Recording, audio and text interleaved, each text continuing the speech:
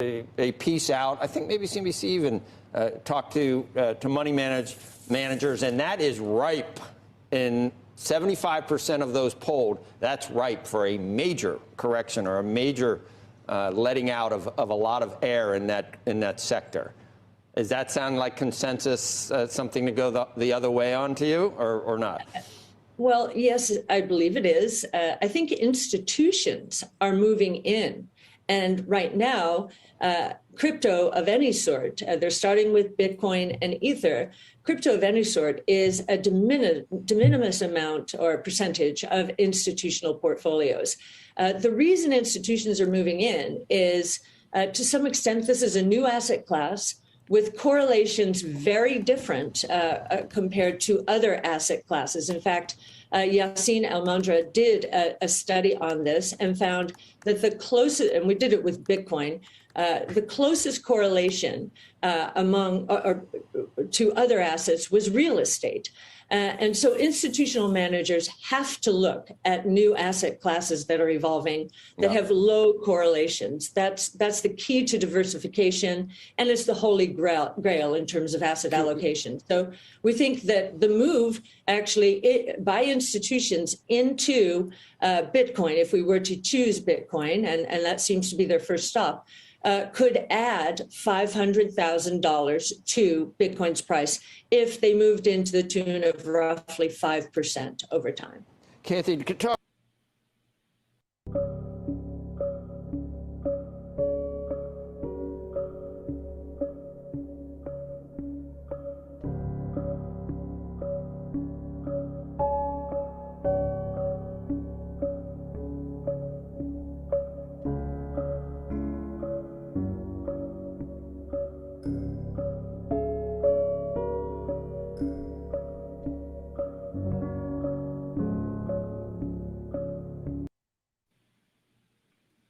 Happy Bitcoin Tuesday, freaks. It's your boy Matt Odell here for another Citadel Dispatch, the interactive live show about Bitcoin, distributed systems, privacy, and open source software. Huge shout out to the ride or die freaks who continue to support the show, keeping it ad-free, sponsor-free, and just focused on actionable Bitcoin discussion. The easiest way to support the show is through Podcasting 2.0 apps. My favorite two are Fountain Podcasts and Breeze Wallet.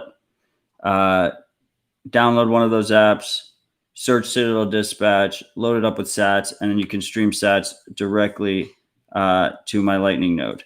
You can also support the show at citadeldispatch.com, either through Lightning or on-chain through a Paynim. And as always, a big shout out to the freaks who continue to join us week in and week out in our live chat via Twitter, Twitch, and YouTube. You guys make this show very special with your live comments and questions. So thank you so much for that. I really do appreciate it. Couple of pieces of homework before we get started here. We have a new Matrix chat focused on dispatch. You can find that at citadel.chat. That is going to be similar to a Discord or Slack experience if you are used to that, but instead it is self-hosted, open source, and end-to-end encrypted. So definitely check that out. We already have a really good group of freaks there. And we have one dedicated to TFTC at tftc.chat as well. And also, I hope all you freaks enjoy your holidays with your friends and your family. Dispatch will be taking a holiday break until January 4th. So the next 2 Tuesdays we will be taking off. January 4th, I have a massive show lined up for us already that I'm pretty excited about. Rabbit Hole Recap will not be taking a break because we never take breaks for Rabbit Hole Recap for 3 years in a row. So you can still find me every Thursday on Rabbit Hole Recap. As always, all shows are available through the podcast feed after the fact. And also on bitcointv.com if you prefer that. So with all that said, I have a very exciting guest today, someone I consider a good friend who does a lot of work for Bitcoin that some people might not appreciate fully. This is Citadel Dispatch 48. We will be discussing the Bitcoin initiatives being done by Block, formerly known as Square, and Spiral, formerly known as Square Crypto. And we got Steve Lee here, Moneyball on Twitter. I don't know how he got the Moneyball Twitter handle. That's a fire Twitter handle. How's it going, Steve? Hey, Matt. Thanks for having me. It's going great. How long have you had that Moneyball Twitter handle for? I think since 2007 or 2008. That's a primo handle. Yeah, I have Moneyball on most services. Wow, impressive. Truly impressive. I like the book. So who doesn't? So what's your official title at Spiral? I don't really have an official title, but I'm the lead for Spiral. You're the main guy. Top dog. Well, we're a decentralized distributed team, so. But yeah, I'm the lead for Spiral. So we have a great list. I mean, you guys are doing between Spiral and between the greater initiatives at Block. You guys are doing a ton of work in the Bitcoin space. A lot of it is open source focused. So where do we want to get started? Do you want? I mean, we don't have it on the list, but do you want to talk a little bit about the name change to Spiral first? Yeah, we can start there. So as folks probably know, and you already mentioned, that the entire company changed its name from Square to Block for a bunch of good reasons. And since the brand Square is now, very directly and specifically the original Square business point of sale terminals, it's not really related to what Spiral does. So the name Square Crypto really didn't make sense anymore. And really from the beginning, we were asked a lot of questions about the name Square Crypto because we are such an independent group from the company itself. Having Square in the name didn't seem right. And then especially from the Bitcoin community and Bitcoin crowd, being named crypto, people want us to rebrand to Square Bitcoin or something. So it was a good opportunity for us to change our name. We wanted to keep something very, very simple and clean. So we went through an exercise and came up with the name Spiral, which we're super happy with. Yeah, I think it's a pretty awesome name, and your new website is awesome, spiral.xyz. Yeah, thank you. Anyone who's followed our Twitter account knows that the blue spiral emoji is something we always play with and sort of part of our voice and brand. So it partially stems from that. Well, congratulations on that. I'm sure that's been a long time coming and a bit of an organizational headache rather than focusing on the other projects you guys are working on. Yeah. We also came out with a film. I don't know if you wanted to talk about the film. Oh, the film was awesome with Puppet Jack. The Puppet Jack film. Yeah. Whose idea was that? There's a guy, Ken, on our team. He's the mastermind behind our Twitter account, and he's the creative on our team. So he came up with the idea. It's something like Lightning Network and LDK, which we'll talk about, the Lightning Development Kit. They're very technical, very much in the weeds. So we wanted to create something that sort of communicated what we're up to, what the benefits are, but do it in a way that's a little more appealing to a broader audience. And hence the film. And so we came up with a puppet representing Jack, and then tried to add some humor to it as well. No, it was really great. I mean, I don't think anyone's going to be able to. You completely changed the game of advertising development kits. Right. It's hard to take something that's kind of dry and boring to most people and make it entertaining. So hopefully that sets a bar for the broader Bitcoin space and really software and tech in general. So I mean, this is a good launching point because the first thing we have on the list is LDK, which was the main focus. I felt like it was the main focus of the video, but also kind of the focus was like get to know the Spiral team, which I liked. I thought it was a nice touch because people tend to forget that there's humans behind these things. So LDK, what is LDK? Why should we care? Why is it important? Yeah, LDK stands for Lightning Development Kit, and its users and its target is for other developers. We're just trying to make it easier for other developers to integrate Lightning Network services into their wallets. It differs from the other Lightning implementations in that it's not in and of itself a node or a wallet. It's a software library that allows other developers to customize and build their own Lightning node. A couple of years ago, when we were deciding which project the full-time team at Spiral was going to work on, we did a lot of homework. We reached out to dozens and dozens of developers and wallets and asked them what was either preventing them from adding Lightning Network or what challenges they'd faced while adding it.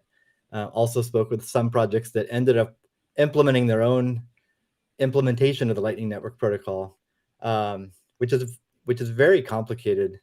So we came up with the conclusion that if we really want to see the space accelerate and grow and see lots of different experiments for wallets and nodes and out there, we needed to make it easier and better for developers. So we got started on Lightning Development Kit. We started with the Rust Lightning project that Matt Corallo had started. So it's implemented in the language called Rust. But 2 years later, it's taken a lot of time to build out a commercial quality implementation. We've also invested a significant amount of time on language bindings. It's another thing we learned from speaking with developers.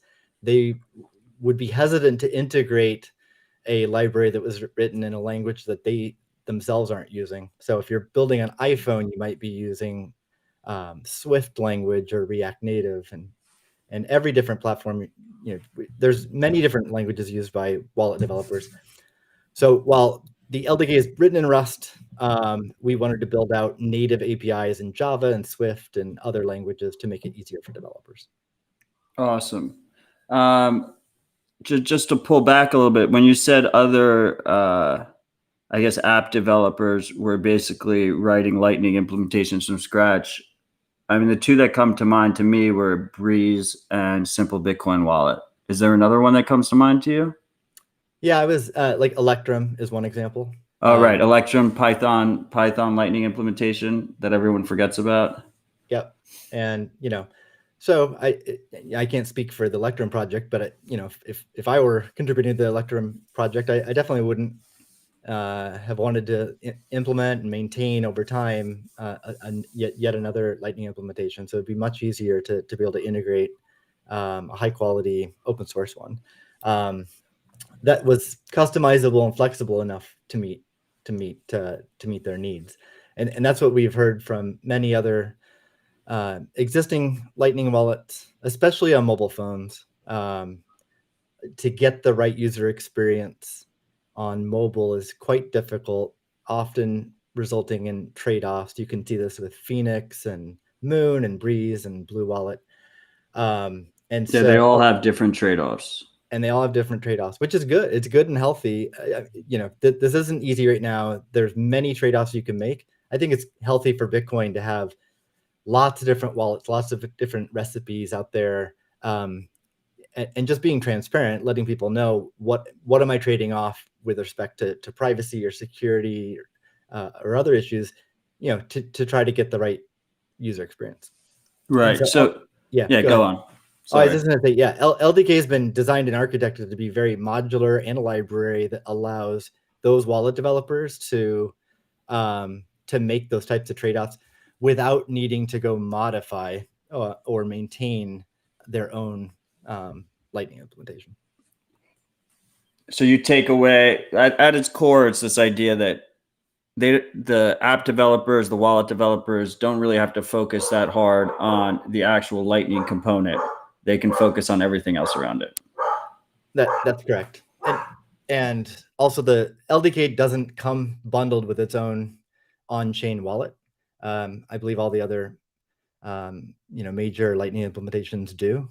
So it's really intended for like an existing Bitcoin wallet, or for even if it's a wallet built from scratch, a developer who has in their own mind how they want to do the key storage and what block data sources they're going to use, whether it's full blocks or compact block filters, or there's lots of ways to get the source of truth we want to allow the developers to choose that and not sort of dictate that for them. Interesting. So would you say that LDK is mobile focused, or is it just mobile friendly but agnostic?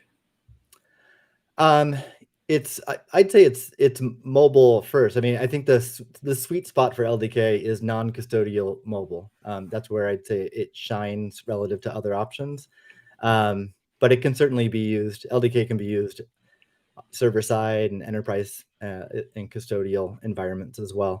I think where it might be attractive for the latter situation is anyone looking to improve security or scalability and really wanting to go deeper scaling that. The modular architecture and the customizability of LDK may prove beneficial in that environment.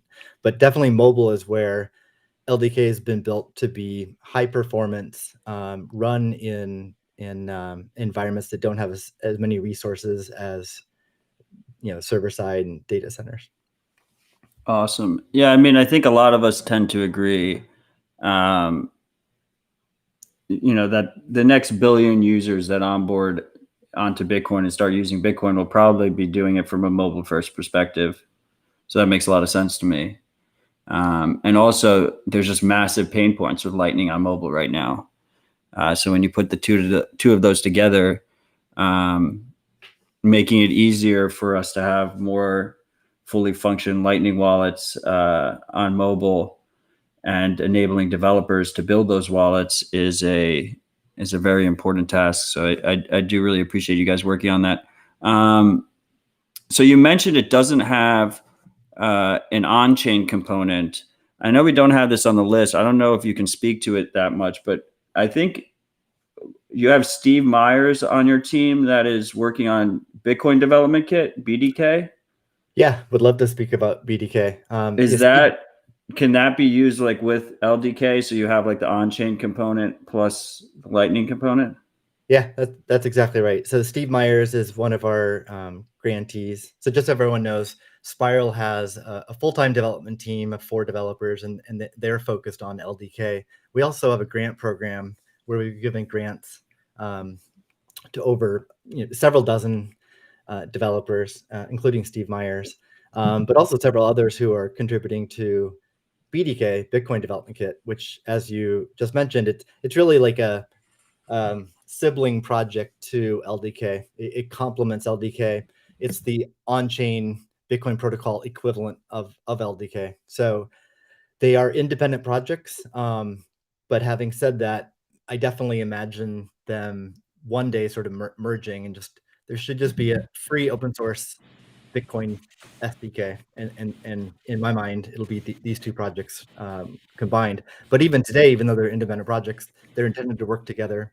And another Spiral grantee, John Cantrell, is building a reference wallet that's based on both BDK and LDK. So I think in his reference wallet, he's using BIP 157, 158 compact block filters to get block data. He's getting that through the BDK, and BDK also provides like fee estimation and coin selection and all the components you need for an on-chain wallet. And then he's using that in conjunction with LDK to enable Lightning. Awesome. And John is being funded by Spiral as well, right? He's part of the grant program. He is. Yep. You guys, I don't think you have like a list of your grant recipients anywhere. We do on our website. So spiral.xyz. Oh, it's up there now? Yeah. For a while, like I feel like you were just like tweeting it out. Yeah. It was like hard to follow. So everyone can check out spiral.xyz to see, who we've given grants to, what they're up to. And then with the rebrand to Spiral a couple of weeks ago, we published a post, which you can find on our website as well, which really looks back, reflects on the past couple of years, what we've accomplished, what we've done, and then pointing to the future. We're going to do basically more of the same.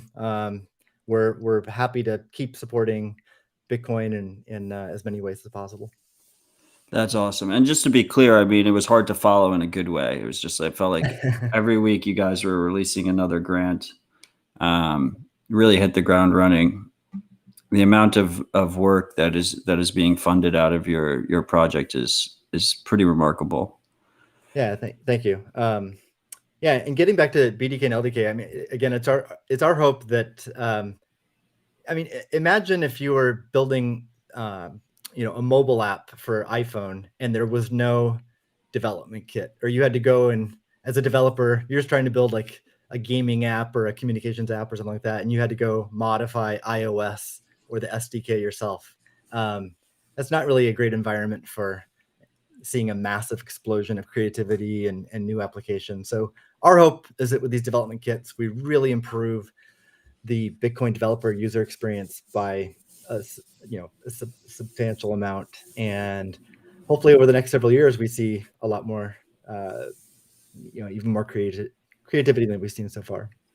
Yeah, I mean, it seems ultimately the goal that most Bitcoiners want, and in my opinion should want, is to have as many options available to use Bitcoin with varying trade-offs. And it has seemed in the past that the major hurdle to that is this friction of actually building solid, stable Bitcoin apps and Bitcoin wallets, and having proper foundation for that. I mean, just got to reduce the friction tremendously. So hopefully we'll see many more good wallets in the future.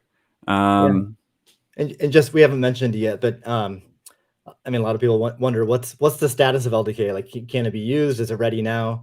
It is ready now. Blue Wallet, which is a wallet many of your listeners probably are familiar with. 100%. It's, Blue Wallet has supported Lightning Network for quite a while now, but it's been, because at least by default, custodial Lightning.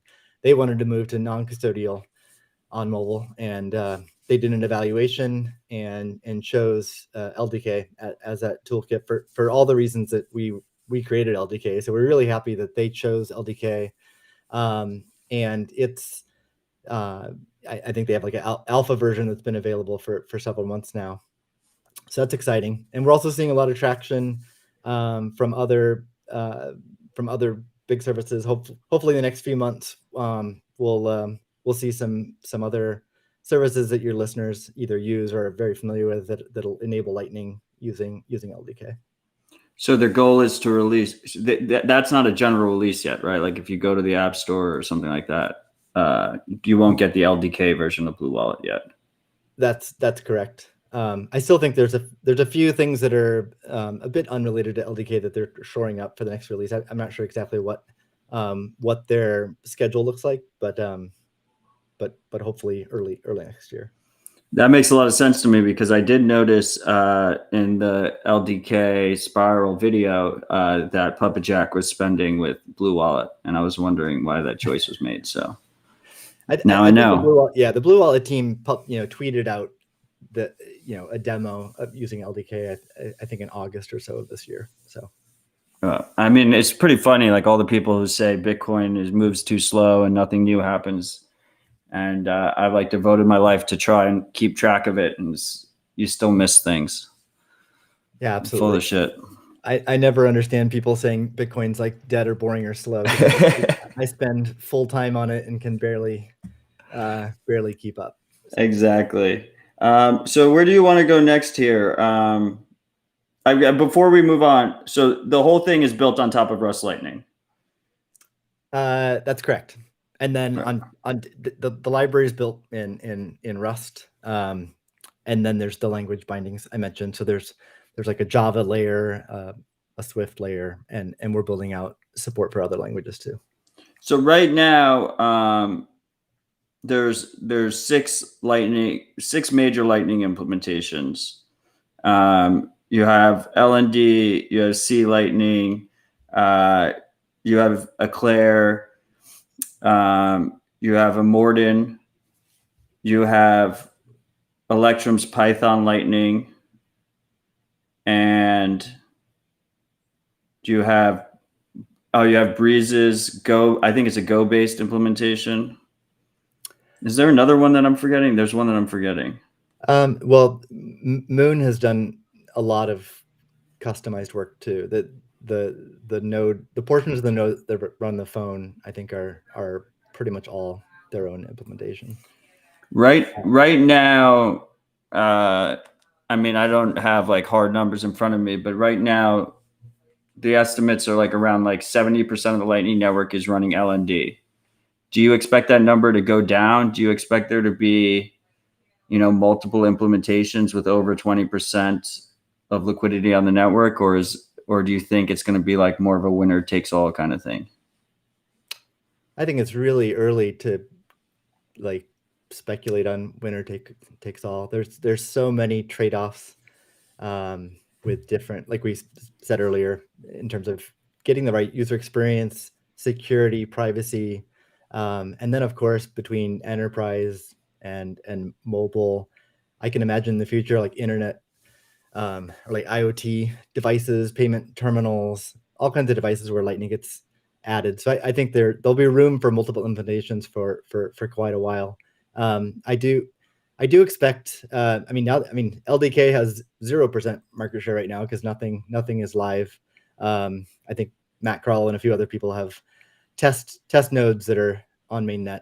Right. But in terms of actual services with users, nothing's live yet. So right now it's 0%. So I certainly expect LDK to increase in 2022. It's a bold prediction, Steve. Yeah. So it'll be should be more than 0% next year. But do you think it's important that we have many implementations with like a decent adoption? At least for the next several years, just because there's so much room for experimentation and there's so many trade-offs. I can't imagine any one implementation satisfying all of that. So the last thing we want to do right now in such early days with Lightning Network is to restrict what's possible or what's experimented with. So maybe we can chat again in like 3 or 4 years to see how things have evolved. And then maybe long term, it sort of boils down to 2 or 3 implementations. Fair enough. That makes sense to me. We're still very much in the experimentation phase, trying to see what works. So where do you want to go next? You want to discuss BTrust? We could kind of round out spiral stuff, if you like, direct spiral stuff if you want. Maybe speak a little bit to the design community. Let's hit it. I think you had a recent show on that, so we don't have to repeat that. But I'm happy to speak a little bit about. Let's talk about it. The Bitcoin design community. You guys spearheaded this. Yeah, I'm really proud of what that community's done. Its genesis when we started Spiral or Square Crypto at the time, we wanted to impact design in the space because we felt it had little investment, and we initially set out to hire a full-time designer on the Spiral team. And so we interviewed many dozens of talented designers and then really never found someone who checked all the boxes. But I think after like 8 months of meeting over 50 people, we looked, reflected on that, and I think we were looking for a unicorn candidate. And what we realized is that we've met amazing designers with different skill sets, all of whom shared one thing, which is that they all were passionate about Bitcoin.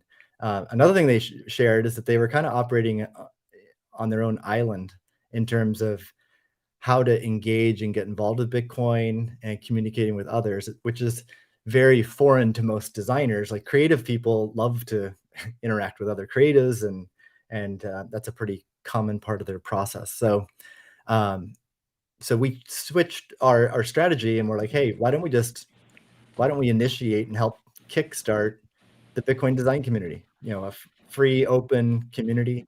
This is not a Spiral or block centric or initiative. It's for the Bitcoin community. It's a public good. And so we kicked it off about 1.5 years ago. And I'm really happy with how it's evolved. It is completely independent of, or I shouldn't say completely. I mean, we fund several people working on it, but like, it runs independent of myself or Spiral or Block. And Awesome. I'm pretty confident that it is now evolved and has enough accomplishments and momentum that it'll be sustainable even if Spiral just went away. So I'm really happy with that. They've produced a design guide, which is live and available. They published version 1 of the design guide last June, and now they're adding Lightning Network in a big way to the design guide. And this really, you can bundle this design guide in with BDK and LDK as just being a really great resource for any builder looking to build a great Bitcoin and Lightning application. The design guide, it obviously doesn't dictate what people do with the design, but it's just intended to be guidelines, best practices, walk through some of the trade-offs that you'll need to think about, and just be a helpful resource. And I've really noticed in the past 6 months that more and more people are becoming aware of it and using it and trusting it. And so hopefully that keeps going. And another project the design community's done is a wallet improvement project, where members of the design community are selecting a different wallet in the space, evaluating it, and just documenting areas of improvement, and even not just documenting or pointing out problems, but trying to come up with solutions. So they're coming up with designs in Figma. They're going to the project's GitHub and opening up issues or PRs to help improve that wallet. And it's been a great relationship with the wallet projects too, because they've been very welcoming to this and embraced it. And we already see a bunch of wallets have made improvements that have emerged based on that feedback. So in a lot of ways, I mean, it's kind of in the same spirit as BDK and LDK, just on the design side. Yep. Which is, so all three of these share. Let's improve. Let's make it easier to build awesome Bitcoin applications. Which I mean is pretty cool coming from the perspective of Block, where like a lot of people, it's still weird calling it Block, by the way, the perspective of formerly Square, where you're basically like building the foundation for other, open source projects to come and compete with you. Yep. Gotta love it. So, I mean, the Bitcoin design community, I've seen massive impact by them already. When I talk to different wallet teams and stuff, it's almost expected that they're going to tell me that they already have gotten help, and we're very happy with the help they've received from that community.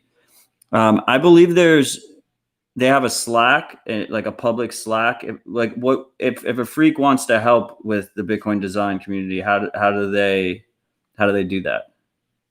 Well, the best place to start, just go to bitcoin.design, that website, and from there you can find everything. You can find the Slack that you mentioned. You can see the guide that I spoke to, as well as just resources on how to contribute, how to get involved. And in fact, there's over 2,200 creatives have joined that Slack. So it's just been a phenomenal response. And many dozen are actively involved. There's a regular community call every 3 weeks, along with an associated newsletter. So if you're a little bit short on time but interested, I think reading that newsletter every 3 weeks and joining the community call, which has recently been hosted on Twitter Spaces, that's a good way to learn more and be involved. And then, if you're a builder, if you have a wallet or an application and would like review, there's also a design review recurring meeting that's every 3 weeks. And I just think it's a phenomenal resource. I worked at Google for almost a decade and worked at other tech companies, and it's the same kind of design review process that you'd see at a company like that, yet in an open source style and fashion, and it's welcome for anyone who would like some feedback from this talented community. Awesome. Yeah, I mean, I feel like, especially among like the Bitcoin enthusiast crowd and the more hardcore Bitcoiners, like we tend to discount the impact of good design. But if we're talking about onboarding the next billion Bitcoiners, it doesn't just stop at BDK or LDK or more wallets that are more powerful. Like UX and design is a major aspect of that. when you have new users trying to onboard onto these wallets. Like you shouldn't need like an hour-long 45-minute guide on how to use something for a new user to get comfortable. They should be able to open the app, open the wallet, and the design, the UX should kind of guide them through best practices and how to use it in a relatively easy fashion. Totally agree. So I don't know what else I have on this list that is Spiral specific. Do you want to? We already spoke about the grants a little bit. Is there anything? One more shout out maybe for grants. Yeah, I mean, you can give as many shout outs as you want. I mean, like I said, you guys are funding so many people, I can't even keep track of it. So yeah, well, I'm not gonna go through all of them because that would be an hour show in and of itself. But one more I wanted to mention is Summer of Bitcoin, which I thought was just it started this past year, and I just thought was a phenomenal initiative. One of the biggest bottlenecks in open source Bitcoin development is just finding talented people who are interested and trained to contribute. Funding and getting dollars is certainly one aspect, but it doesn't end there because you actually need to find the people to match those dollars with. And so Summer of Bitcoin's an initiative that started in India, and they opened up an application process, I think, to something like 5 universities in India, got an incredible response. So this is for a summer internship, and I think they had over 4,000 applications just wow. from a handful of universities. So really incredible. So that was a huge process just to narrow down. I think they had 52 or 53 interns this past summer, and they matched those interns not at companies, but with open source Bitcoin projects. So LDK, BDK, Bitcoin Core, LND, and many other open source Bitcoin projects. And each intern, merged a PR or did some kind of project, and they got paid a stipend in Bitcoin. So just a great start to that, because historically there's been almost non-existent open source Bitcoin development from people in India, and it's a country so rich in talented engineers. So it was great to see some traction there in India. But the Summer of Bitcoin program has global ambition, so they're coming back for a second year this coming year, opening up their internship program to people all around the world. So Spiral's proud supporters of that. We're funding the person who's running the show, and funding the stipends. Chaincode has been phenomenal with this too. They've lent, I think, not just money, but also a lot of their time helping that get up off the ground. So really happy with Summer of Bitcoin. People should check it out. For those listening who are developers or potential mentors, the program would love to match up mentors with mentees. And if you're listening and you would like to apply, you can go to the Summer of Bitcoin website to check it out. And what is that website? It is summerofbitcoin.org. Awesome. Before I forget, we have SB Design in the comments mentioning that the Bitcoin design community is doing a meet and greet on Thursday. There's a link to an issue on their GitHub that has the description there. I'm sure you can get to it by going to bitcoin.design if you're interested. We also have Ben the Carmen in the comments mentioning that they got 2 great contributors through the Summer of Bitcoin initiative at SuredBits. I also know that Wiz, one of the lead maintainers of mempool.space, which I have streaming during every dispatch, also got some interns through that program. So it's just a really fantastic initiative that really helped a lot of projects throughout the industry. I also, before we continue, we have MG Blazer in the comments asking you, Steve, what, you said you worked at Google for 10 years. how has that been different than your role at Spiral? Let's see. I mean, there's lots of differences. Maybe I'll start with like similarities. I do feel like, yeah, so I was at Google from 2006 to 2015.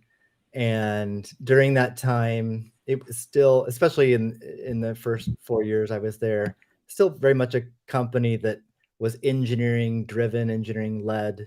I was a product, I worked in product management. And so I worked in Google Maps on mobile phones. I was the lead product manager for that.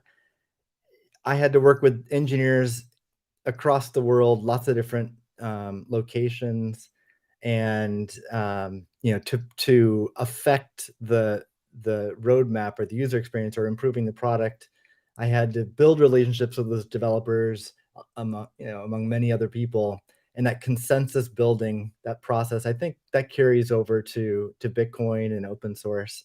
It's even more extreme in Bitcoin and decentralized nature. But the skills that I developed doing that at Google did transfer over and help. Let's see. And yeah, how are they different? Well, I mean, I'm really lucky to be working on Spiral. Jack Dorsey and Block, fund Spiral, but it's completely hands off. All Jack asks of us is that we just help Bitcoin succeed. And Jack and no one at Block gives us any direction or tells us no. So yeah, it's really amazing. So we're very fortunate. Yeah. So even, I mean, at Google, I had a lot of latitude as well, but not to this extreme. Awesome. I had no idea. I had no idea that one of your main projects was Google Maps over there. Yeah, I was the lead product manager for Google Maps on mobile phones for 4 years. Really, really great app you guys built over there that I unfortunately cannot use due to privacy issues. But yeah, that was definitely one of the hard ones to cut out in my privacy journey. So I also worked on I was the lead BM for the location platform, Wi-Fi and cell tower and GPS, which has all kinds of interesting privacy considerations. Wow. Well. Thanks for that, Steve. Really appreciate it. So while we're on the privacy topic, Trinity mentioned earlier, and he just noticed that we mentioned privacy again. So he is a true ride or die freak. He's always in the comments. Is there anything specifically privacy focused that you guys are working on with respect to BDK and LDK? I mean, privacy is very important to us. Even outside of BDK, LDK, we fund. We have a grant to Chris Belcher working on CoinSwap, and Lightning Network in and of itself, if successful and adopted, I think it will improve privacy for Bitcoiners. And so, but there's nothing. Actually, that's not true. So one thing that it's not necessarily specific to LDK, but it's a priority for the project is to do routing and pathfinding for Lightning on the client device, so on a mobile device, which is a hard challenge because it's a lot of data that has to be downloaded to the phone. And if it's been a while since you've opened your wallet app, it can create latency issues. That's the tension there and the technical challenge. So Arik on our team is actively working on a project right now to reduce the amount of information that needs to be downloaded to the phone. And Blockstream has done some work on this as well. So hopefully we can get that to a sweet spot where it's still a good user experience. You don't have a bad lag when opening the app, and yet your payment routing can be done on the phone, which definitely enhances your privacy. So the alternative being, if you're not doing it that way, then you have a server handling that pathfinding, right? And the server knows exactly how you're paying and where you're paying and whatnot. Yeah, it would learn everything. There's also trampoline payments, which I think like the folks at Async and others are working on. It's kind of a hybrid between the two. So that's another option that's being developed. So again, like most of these trade-offs, when if you're trying to do non-custodial as self-sovereign as possible on mobile, it's really hard to deliver a great user experience. So there's lots of bells and knobs and Right. to try to tune that. So I think we need to have dozens of experiments, including privacy, to see what's right. And it'll improve over time too. We might need to make some certain concessions over the next few years to have an adequate user experience for certain users, but maybe in 3, 4, 5 years we'll make it so you don't have to make certain sacrifices. Awesome. And I would just add that, I have a ton of respect for the work that Chris Belcher is doing, and you guys supporting him in his coin swap work really personally was very massive to me. It was a big deal to me to see a project out of a large publicly traded financial company funding directly financial privacy work. So I really did appreciate that. Oh, thank you. I mean, it's a good example of our corporate funder not having much say in what we Right. fund. So I agree. I was really proud of that grant in particular, and looking forward to the future of that. Another thing, back to LDK and privacy, another thing that will be really important for next year within the broader Lightning ecosystem and LDK specifically is just integration of Taproot into Lightning. And there's a number of different touch points, and it's pretty involved, but that'll undoubtedly improve privacy as well. Where do you see that specifically impacting the end user? And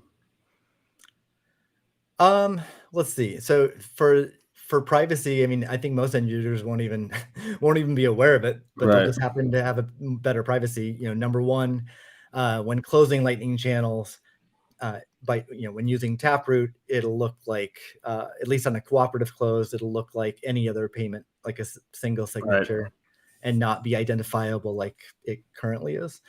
Where like obviously looks like a 2 of 2 multi-sig. Exactly. And then a transition from HTLCs to PTLCs is another way to improve privacy. There's been a few papers written about some privacy weaknesses in Lightning, and I think PTLCs can shore up at least one or two of those. And then something that is less privacy related and more security related, I would like to see multi-sig supported in Lightning Network, so that, for example, you could have a 2 of 3 wallet or any KVN, but like, for example, 2 of 3, and have the Lightning scripts support that. And currently it's only single signature. So I think something we'll get to a little bit later in the show is future 2 of 3 type of wallets that I'm excited about, and not only supporting that at the on-chain Bitcoin protocol level, but also at Lightning Network.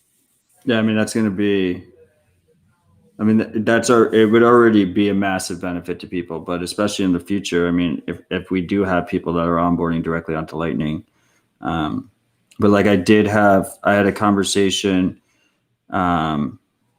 with Eric Siri on Dispatch earlier, who's working on a Chaumian eCash, federated Chaumian eCash implementation for a Lightning wallet. And one of the big bottlenecks for him is that the actual Lightning component is hard to multi-sig out, and he doesn't want to build that on his own.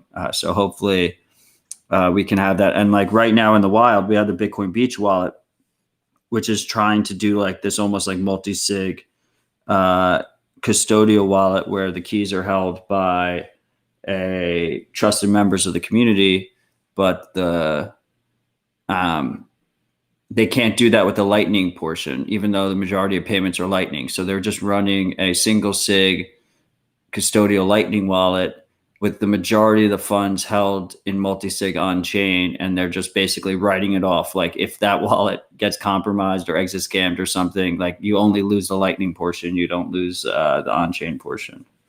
Got it. Yeah, there's no doubt it's there's going to be a lot of demand for it. I've yet to even initiate any kind of conversations with protocol devs, so I don't know how much discussion there's already been at that level. But if Laulu or Rusty or Matt are listening, I'll be chatting with them soon. Awesome. So far we've talked about LDK, we've talked about BDK, we've talked about various Spiral grants, we've talked about the Bitcoin design community. What do you want to talk about next? How about BTrust? BTrust, let's go. What's BTrust? Yeah, so earlier this year, Jack Dorsey announced a new Bitcoin endowment that he and Jay-Z are funding and supporting called BTrust. That's intended to be an endowment for a new entity that's focused on Bitcoin, focused on free open source software development. And Jack would be a blind trust, so he'd be completely hands off with this. And I mean, 500 Bitcoin's a lot of money, so it's a very sizable gift. And you know, I don't get the sense that the Bitcoin community really appreciates yet, or is even aware of it, let alone appreciates how impactful this can be over the next 5 to 10 years. The process for how to go about this is to start with selecting a board and then be able to transition and sort of transition the Bitcoin and empower that board to go ahead and select a lead and build a team to do great things. So we put out a call for applications for board members and got completely overwhelmed last spring with over 7,000 applications. Wow. It was a lot. So you threw out all the applications and you decided to start fresh. Well, that's it. I mean, one way you can go is like, well, I've heard of a few of these names, let's just go with them. But we wanted to take a responsible approach where we really did go through all these applications and have a really thorough process. So there's no way that myself or one person could do this on their own. So fortunately, we found an awesome volunteer team, Carolee and Jonas from Chain Code. Many of you are probably familiar with them. Jacob, who is at Lightning Labs, Haley, who's on my team, and Lawrence, who's on the Cash App team. So the 6 of us have been working on this for the past, 5-6 months. There were multiple filters and levels through this application process, and ultimately we did a couple video interviews with 30 or so candidates, and narrowed it down to about half a dozen that just recently met with Jack, and we're cool. So the board has now been selected. They've been notified, and we'll announce soon who the board members are. But how soon, Steve? Hopefully before the end of the year. That's the hope. But I can't say enough about the applicants in this process. I was just really blown away by the quality of applicants and their depth of understanding and love and care of Bitcoin. People That's from awesome. all over Africa and India and just in Middle East, all over the world. So that was a really positive experience. So the hope is that beginning in January, the new year, they can get started and good things will come. And correct me if I'm wrong, but BTrust is primarily focused on Africa, right? The Africa and India is what has been communicated. I think it's a little bit TBD and up to the board to figure that out. You could argue that maybe Africa in and of itself is a big enough opportunity and challenge to just focus on one continent. You could argue to do both. You could argue to expand to other important emerging and developing markets like South America and Central America and Southeast Asia, etc. So I think I think the board will have to evaluate that and figure out the best plan. But I mean, in general, if you're funding open source projects that are focused on the developing world, I mean, even if their focus is on a specific geographical location, I imagine they'll have applications everywhere. This is the internet. That would be. I mean, just like even the stuff that Spiral does or Chingo Right. does. I mean, hopefully it helps everyone around the world. I would expect what you just said to be true. At the same time, I would also hope and expect that there are things that are done specifically to enable the cultivation and growth and development of people in Africa and India working on Bitcoin, and also just better understanding local market needs and challenges that don't exist maybe in the Right. or Western other Western countries. Right. And I mean, we don't want to not trying to put all Africans and all Indians in the same boat. Like, there's obviously different nuances depending on localities and situations. Yeah, I mean, there's 54 countries in Africa, so even just focusing on Africa, it's incredibly diverse with a lot of challenges. And so so the board will have a lot of work cut out for them, but I think it's a really exciting opportunity for them. I mean, one of the coolest parts of B-Trust to me is this idea that the endowment is in Bitcoin.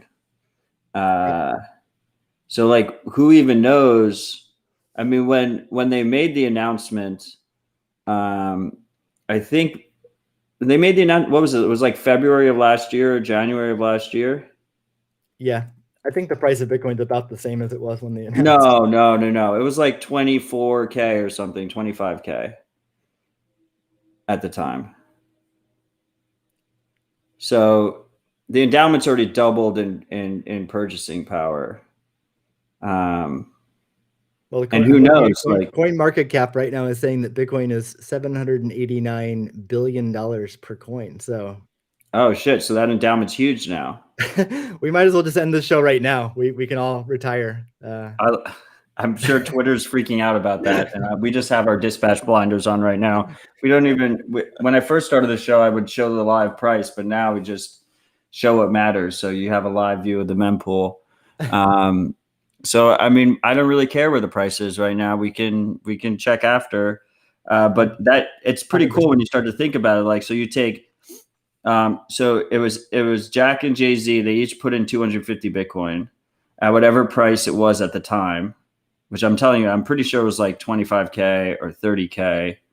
And then B-Trust is going to be pulling from that. Is going to be pulling from that endowment, but keeping it in Bitcoin. So presumably, like, we could end up in a situation like if we're correct and Bitcoin does increase in price with adoption, and as I eloquently state sometimes, that is designed to pump forever, we can end up in a situation where this endowment basically never runs out, that it's just it's a forever endowment, which is pretty insane to start to try and wrap your head around. Yeah, exactly. So a big question the board will have to answer is how to manage that treasury, whether to keep all of it in Bitcoin or convert some to like a stable coin or something. Oh, I didn't realize that. Well, I mean, these are possibilities. They'll need to determine that. But they're allowed to do that. The board can do whatever they want. They can just fire sell it all if they want. Yeah. Jack is very much a believer in putting the right people in place and then really entrusting them. So the board's going to have incredible responsibility for this. But it'll be up to them. I mean, it's my own expectation that most or all would be kept in Bitcoin, like you're saying. Yeah, And that was my understanding absolutely originally. has the potential to, appreciate a lot. But yeah, they'll also have to determine like what the annual budgets are, how quickly to draw down on that endowment. You could certainly manage it so that it definitely is perpetual and never runs out.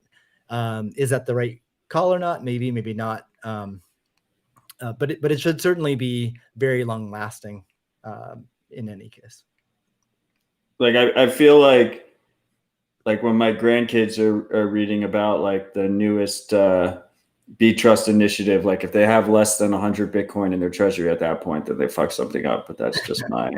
I like that. That's a good measuring stick for B Trust in the board. Okay, so what should we discuss next, Steve? Let's see. Should we talk about the mining initiative at Block? Yeah, let's talk about this mining initiative. This is the open source design for an ASIC. Yeah. So everyone should be aware. Again, I'm on the Spiral team, very much team Bitcoin, outward facing. So I'm not on the mining team at Block, but I have been working closely with them. I'm really passionate about what they're doing, so I'm happy to share a little bit of what they're up to beyond what Jack tweeted a month or so ago. So Block is getting into Bitcoin mining in a pretty substantial way, which I'm excited about. And but the one observation is that the ASIC chips themselves, there's very few suppliers.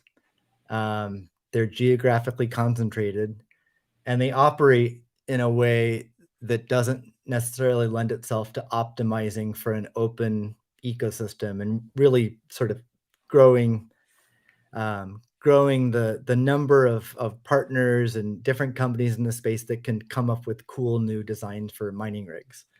So with that opportunity, the team at Block is interested and is exploring doing a custom ASIC chip themselves, as well as a mining rig design, and doing it in as open a way as possible to enable other companies to build their own mining rigs as well.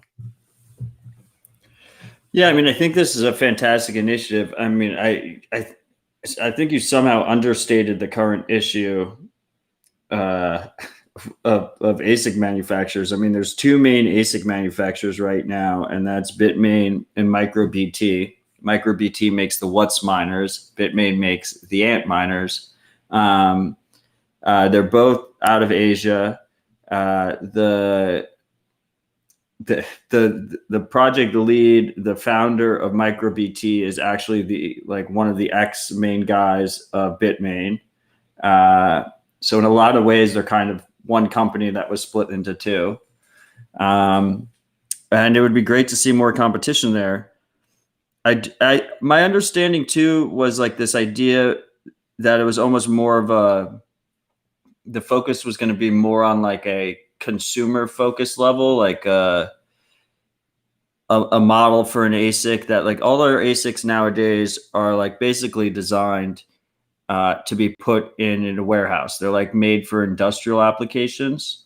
Obviously on Dispatch, we've gone through many times about how to use them for home mining, and it can be done. But at their core, they're basically designed to be placed in server racks at a warehouse. Am I wrong that the initiative by the Block is the initiative by Block? I guess there's no by Block is focused more on like more of a retail kind of environment, or am I mistaken? Both right and wrong. So it definitely includes that, which I think is super exciting, but not exclusively that. So at this point, it's early enough, and that it's being explored both for like industrial farm mining as well as individual home mining. Also looking at what can be done, what can be optimized for sustainable energy. In particular, intermittent sustainable energy has certain unique challenges, both the economic model, but also the equipment itself. If it's going to be turned on and off frequently, it needs to be designed to support a lot more cycles than maybe some of the existing equipment. Yeah, I So- mean, I'm already hearing about the existing equipment. Like, you don't want to turn it off and on much. Like, the lifetime of your miner is going to go down substantially. Right. So definitely design consideration from the team at Block will be that, and the firmware and the software as well. Being able to boot up, be able to reboot very quickly, will be important. The folks at Brains have already done good work in that area, so which is fantastic. So anyway, that'll be an important consideration. But I think the environment we're operating right now, we've spoken to a number of companies who see an opportunity in the market to design a mining rig, the actual like industrial design and the systems design itself. They see an opportunity in the market to optimize and customize that, but they're unable to source ASIC chips Right. directly. So we think there's a huge opportunity if you can just sell ASIC chips to partners in the ecosystem. We're going to see a great expansion of mining into new segments and meeting new needs that are not met right now by one or two suppliers. Well, like a key aspect of their business model is to keep everything proprietary. Like you mentioned, they like keep their chip designs very close to their chest. Like nothing's open. The firmware is all closed source. Like you mentioned, Brains with 2 Eyes by Slush, who've had many of their team members on Dispatch in the past. They have their own open source firmware that you can then flash onto Bitmain ASICs, but out of the box, it's all closed. So, and if you chat with the guys at Brains, they'll talk about how challenging it can be to build that firmware because it's such a closed system. So yeah, they almost have to hack their way onto it, basically. I think they do quite a bit. They have to do reverse engineering. So the plan from Block is to be the opposite of that. Be very open. Be as open as possible. So any kind of mining rig designs that come from Block, the hope and expectation is that they'll be open source so others can leverage those designs and use that. Any chip that's produced by Block, the data sheets are intended to be open. But is Block going to actually be selling miners, or are they basically just putting the specs out there for other people to build them?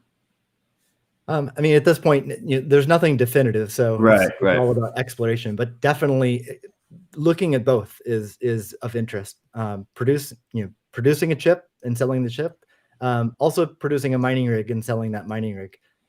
You could imagine maybe Block decides that they can produce a really great product for intermittent renewable energy mining, whether it be solar or wind. And so they might build a rig around that and sell to that market while still selling the chip and any kind of open source, and provide any kind of open source system designs to other partners who build mining rigs for other markets, or even the same markets and compete. So anything's on the table there. It's still early days, very much. It's still early days. One thing that I should mention that a lot of folks probably have no idea this is the case, but Block actually has. This is not like completely out of the blue that Block would do hardware. And I think most people are familiar. Square has always made hardware. Payment from the very beginning. From the very beginning. So hardware is in the DNA of the company. But even ASICs, for 6 years now, Square has designed and built custom ASICs for their payment terminals. So the company already has ASIC engineers and all the experience that comes. Wait, really? Like the chips in the Square payment terminals are, I mean, I guess those are still Square payment terminals, are made by Block? Yeah, some of the chips are. Yep. Wow, I didn't realize that. Yeah, so the company already has engineering chops and expertise in that area, working with foundries and just all of that. So it's not like it's not like a software company in Silicon Valley just deciding to to do chips. Having said that, there's a tremendous amount of knowledge needed to do Bitcoin mining rigs. And so, the team's going to have to learn a lot. The team is very interested in partnering with others. So that if we've already been speaking to a bunch of companies in the space, but if there's others who are excited about the opportunity around a more open ecosystem for mining hardware and software, then we would love to speak to them. I wonder if we have like freaks that don't even remember that they're predated, that they never had any experience with the little headphone jack Square credit card readers where you just like plug. I mean, there's probably some freaks that don't even know what a headphone jack is nowadays. Yeah, exactly. That's funny. But it's pretty amazing. It's pretty amazing how those Square terminals are everywhere now. So many businesses are using those Square terminals. Last thing I'd mention on mining, Stratum V2 is a next generation mining protocol. Yes.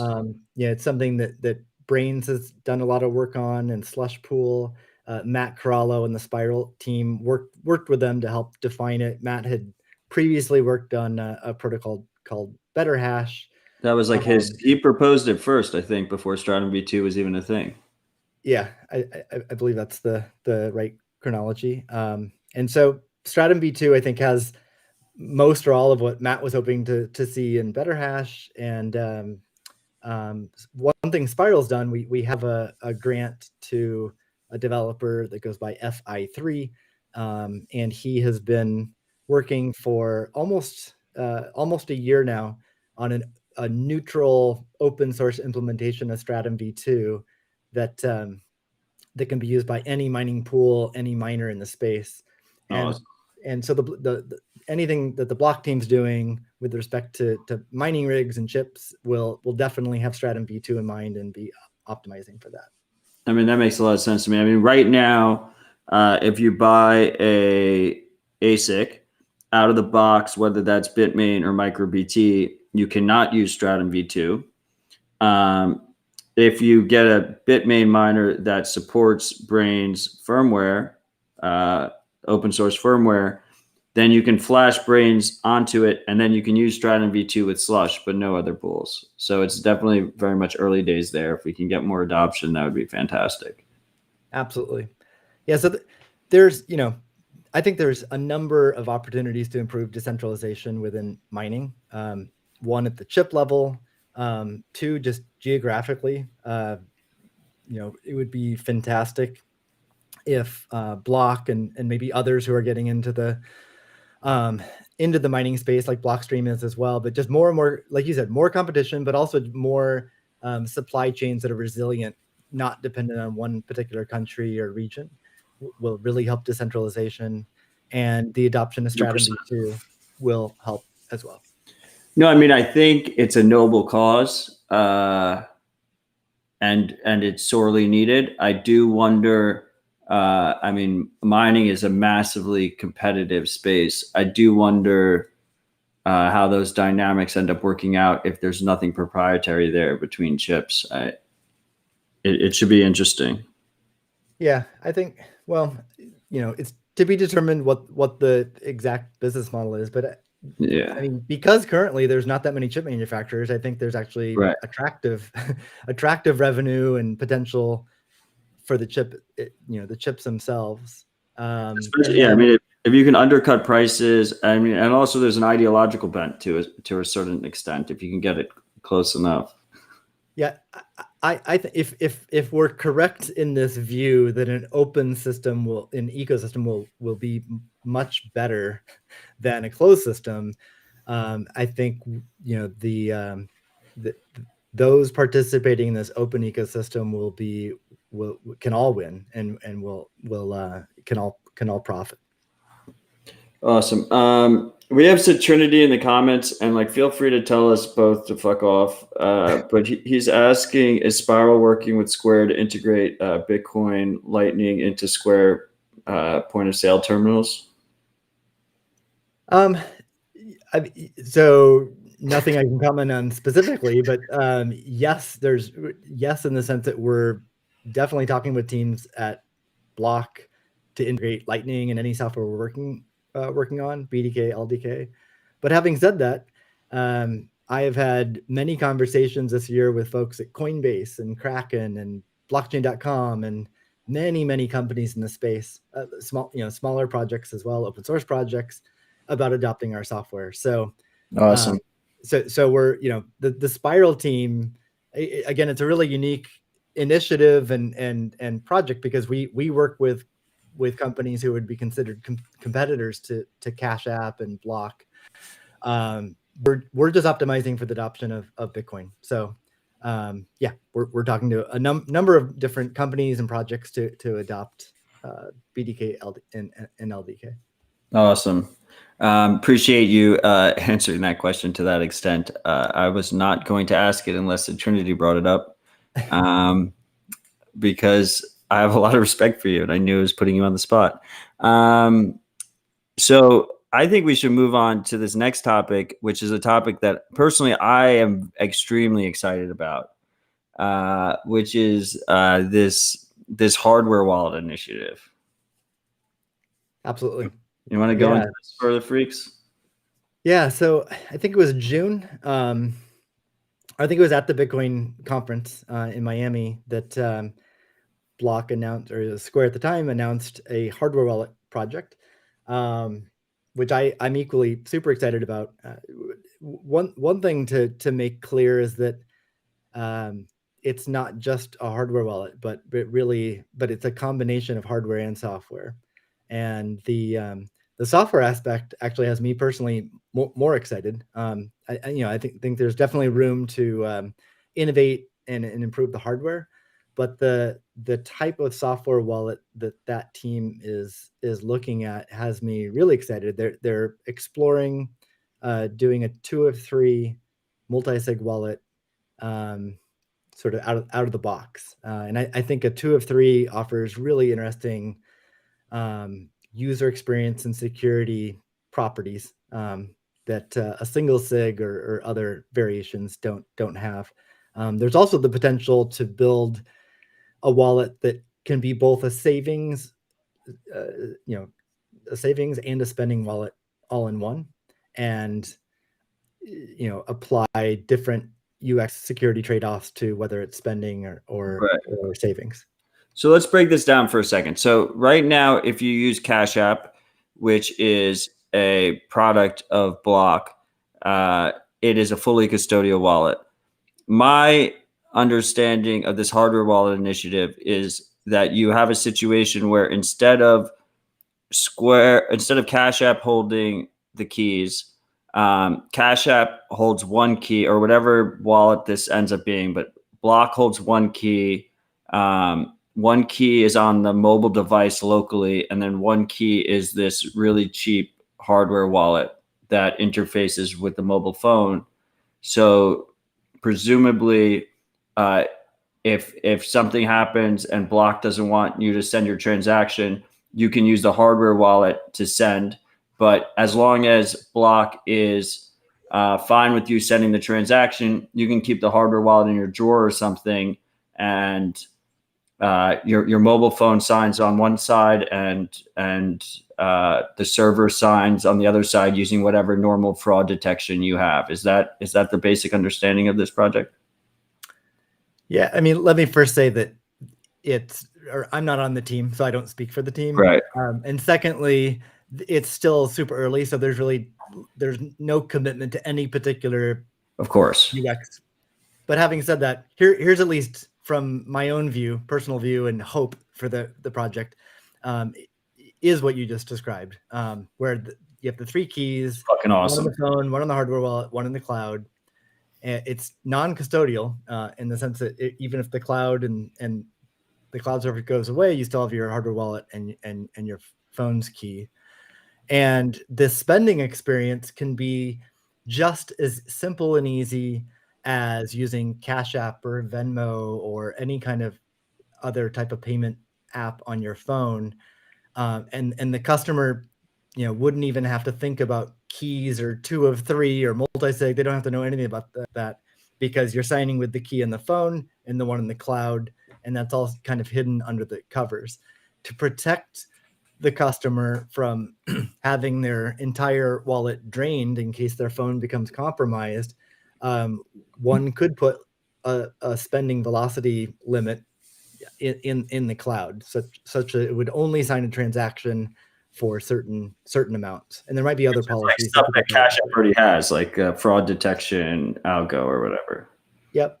And then if if the customer wants to spend a larger amount, that's an opportunity to access their hardware wallet, in which it would be unlimited, and again, self-sovereign. You wouldn't be dependent on any server or third-party service, but it allows the customer to they can secure their hardware wallet in a way that's not as accessible perhaps as your phone, but for daily spending or frequent spending, you wouldn't need to access it. And they don't even have to know of that as a hardware wallet. That could just be, this is your secret device, like keep it safe. And in a worst case scenario, you're going to need this to spend your funds. Correct. Yep. And it's going to be super cheap. On the software side, I think the team's definitely exploring using Taproot for 2 of 3, and also I think the team really cares about growing this to lots of users. So Lightning Network, and as an approach to scaling, is on the table and being explored. And this gets back to an earlier conversation about what Spiral and the LDK team and what the broader Lightning ecosystem needs to be looking at is multi-sig, building 2 of 3 into Lightning Network so that it could be possible in this wallet or anyone else looking to do a similar type of wallet, as well as integrating Taproot into Lightning Network. That's awesome. I mean, I love the trade-off balance with this kind of setup. Absolutely. And, I mean, a key aspect here, right, is that actual hardware device is going to be super cheap, air gapped. I mean, I don't know if it's been announced specifically, but my guess would be something, and you don't have to comment on this, my guess specifically would be something the NFC based, so that you could just tap it to the phone. You don't need a battery on it. Accessible to the whole world. Most of the developing world already has a mobile phone, so they would just need a $10 device, a $5 device, and they would have relatively strong security guarantees and a very easy UX. Yeah. Actually, folks that are interested in this, they have a Substack. I think it's squareselfcustody.substack.com.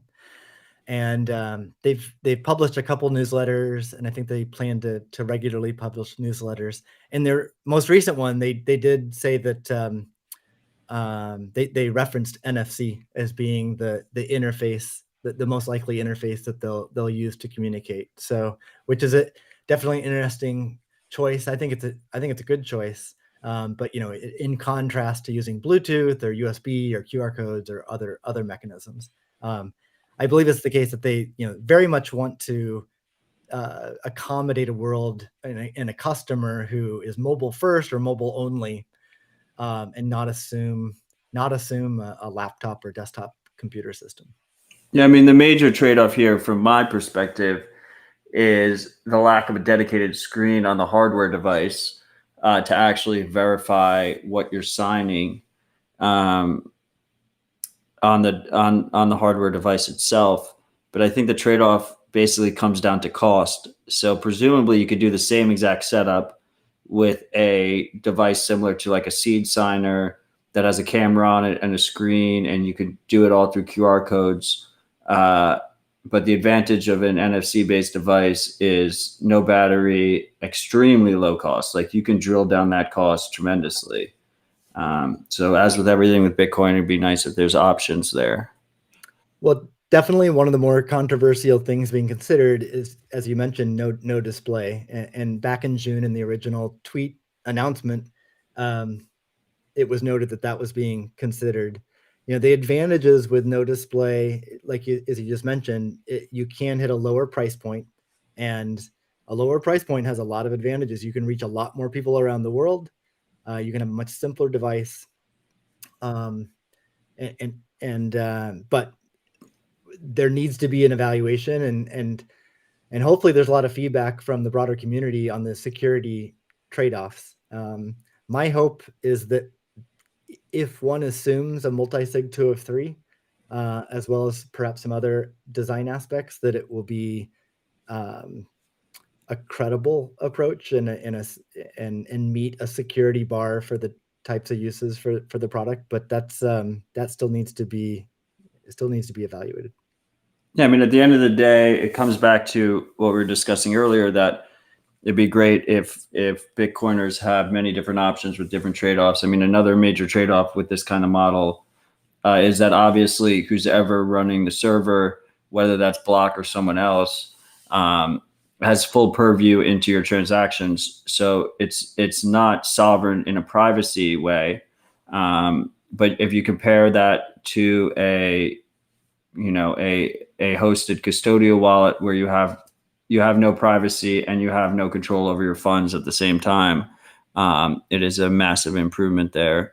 And there's going to be all different options for Bitcoiners, and as they move up through their Bitcoin journey, they might upgrade to more private options, and it's all just a path.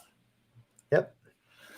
We don't have this on the list, but do you have any interest in discussing TBD at all, the decentralized exchange proposal? I mean, I can talk about it a little bit. I think it might be good to have a separate show where you have Mike or someone from the TBD team on. But yeah, I mean, I guess I can tease it to the freaks. Marty and I are going to have a discussion with Mike sometime in January. Yeah, I'm happy to help facilitate that. Yeah. Okay, so we'll leave it at that. But TBD to the freaks, they probably have already heard about it on Rabbit Hole Recap if they're listening to that show. But it's this idea. I don't think there's like any like unique points I could speak to that are different than what's already been publicly shared. Like the white paper is published, and I think it's at a high level been communicated about what they plan to do. And beyond that, I don't really have a whole lot to add. Fair enough. Another project I'm very excited about. And then we have Hello Bitcoin on the list. You want to discuss that a little bit? Yeah. So one of my best friends, Matt Belez, started Hello Bitcoin. And the goal with Hello Bitcoin, if you're not familiar with it, is just to create both content and a community that's very warm and welcoming to beginners. And so it's introductory material to Bitcoin. So it's Bitcoin focused, it's all open source. And so far there's been 3 videos produced that I think are on the order of 6 to 10 minutes long, relatively short. Connor from my team is in the first couple of videos and does a great job. He's great in them. Yeah, he really cares about Bitcoin. You can tell it, and he just speaks well to it. And we have guys they have a channel on bitcointv.com freaks as well. Hello Bitcoin does, and their website is Hello Bitcoin, but it's the dot is between the O and the I, so it's hellobitco.in. Yeah, and I mean, my hope that I really think those videos are great. But if you look at the number of views, it needs to be 100x that. So we need to find, as a community, I think everyone listening, hopefully take a look at those. And I think these can become go-to resources when you're introducing friends and family members and people new to Bitcoin. They can be really good. There's also a desire on Hello Bitcoin to grow the community aspect. I think there's an opportunity to create a warm, friendly environment that's still that retains Bitcoin ethos and discipline, but is maybe a different flavor than what we see on Twitter. I do think, on Twitter, I feel like it's a daily battle, and I enjoy it, but it's not everyone's cup of tea. So I think there's a lot of people who would want to, have an environment where they're comfortable to ask basic questions. They're genuinely trying to learn. They're not trying to like shill an altcoin or something like that. And there needs to be an environment and forum for that. So Hello Bitcoin is a possibility there. Haley on my team, I think, is going to start getting more involved with Hello Bitcoin and grow the community aspect. So I'm excited to see what can go, what can happen there. Awesome. Yeah, I mean, it's really great content and it's a great initiative. It's something that, I've been very focused on myself, which is trying to make Bitcoin more accessible, particularly to beginners, but also to just people that are going down the Bitcoin rabbit hole and they just want to improve their understanding and their usage. So, I mean, I have a lot of respect for them. They're doing a really great job, and happy to support them with the channel at bitcointv.com. And go ahead. We have BitKite in the comments, who's running the Nashville Bitcoiners meetup. Just meetups in general, like local community meetups, I think do a lot here, and just getting them around the world and making that process easier for people to run meetups that are Bitcoin focused and focus on, in my opinion, the important things rather than trading and get rich quick schemes. So I think we're slowly moving in that direction, and I think it goes hand in hand with our earlier conversations around LDK, BDK, and Bitcoin design community, where you have actual tools that are easier to use from the ground up, so you don't need as much education. But no matter what, we're still going to need an education component, because Bitcoin is so radically different than the traditional systems that people are used to, right? Yeah, absolutely. Another thing I wanted to point out about Hello Bitcoin is it's another example of where the Bitcoin design community has contributed and made an impact. If you look at the third video from Hello Bitcoin, there's some visuals, some motion graphics, and that was done by volunteers within the design community, which I thought was awesome. The Hello Bitcoin fourth video, which will be on energy usage, which is always a fun topic to cover. It's going to be coming out soon, aiming to publish it before Christmas. We'll see if that can be met, but that also has a tremendous amount of help from the design community. Awesome. You kind of love how it just all comes together, where it's like very much a flywheel where all these different projects are helping each other out and making everything more robust in the process. Yeah, I mean, there could be a whole nother show on just that topic. There's so many instances I've seen of just instances of team Bitcoin and people coming together, sort of loose affiliations, but we all share this common bond of wanting to see Bitcoin adoption and Bitcoin succeed. Damn right. It just lowers the barriers to collaborate with other people on a project. Like historically, you get hired by a company and you only work with people who are employees at that company, and it would be like foreign and weird to work with employees at other companies, and that's just not the case here at all. It doesn't matter who you work for or where you're from. Anyone can join forces, and there's just so maybe in another show we could talk about that, because there's many projects I've either been involved with or have observed where they happen so quickly and can get off the ground so quickly with people who have never met in real life and really haven't worked with each other before.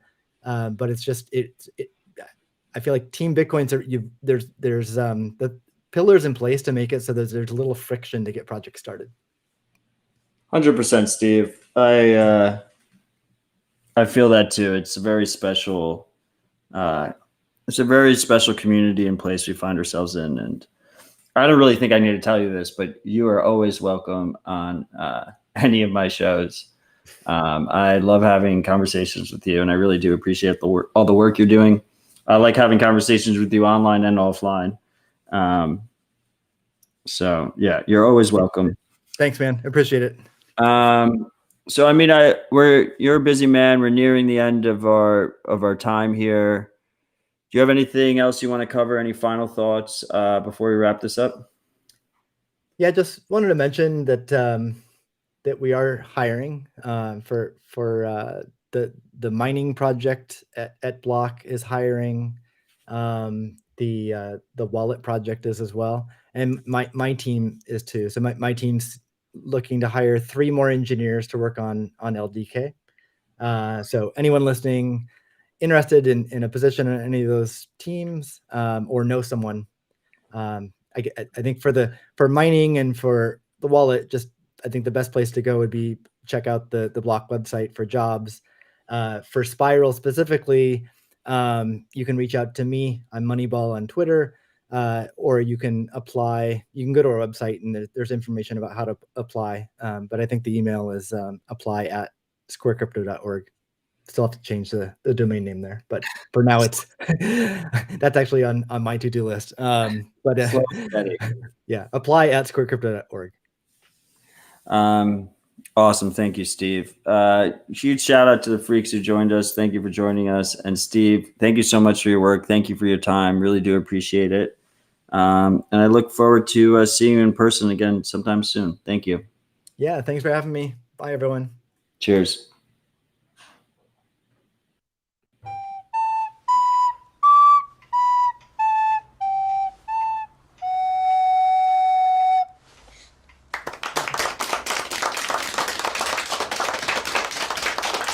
Takk fyrir þetta, Sara. Glæsilegt hjá þér. Ha. Og svo erum við með næsta tónlistaratriði. Það Daði og gagnamagnið. Think about things.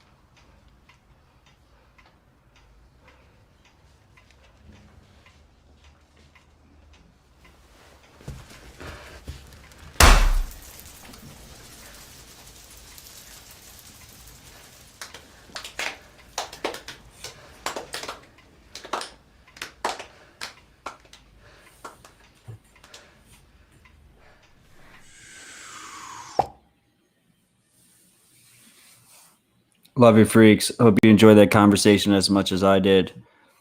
Thank you again for all your support with the show. If you prefer to support the show through merch, go to citadeldispatch.com/stack. I hope you all enjoy your holiday. As a reminder, I am going to be taking a break for Christmas over the next 2 weeks. We will be back on January 4th with the Fire Dispatch and another Bitcoin Tuesday.